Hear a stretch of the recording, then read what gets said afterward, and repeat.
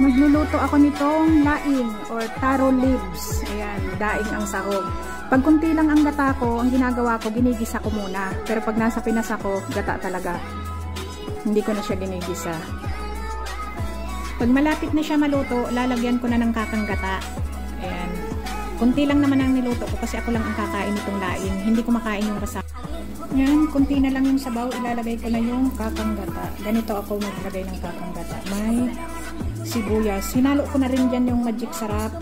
Pinaghahalo ko na pati yung betchin. Lahat. Hinalo ko na dyan. Luto na ang aking laing. Yan ang ulam natin mamaya. O, diba? Tapos partner, pritong isda. Magpiprito yung kasama ko ng isda. Kasi yun ang tanghalian namin. Kaya naisipan kong maggulay nitong laing. Ayan na. Luto na siya. Isasalin ko na.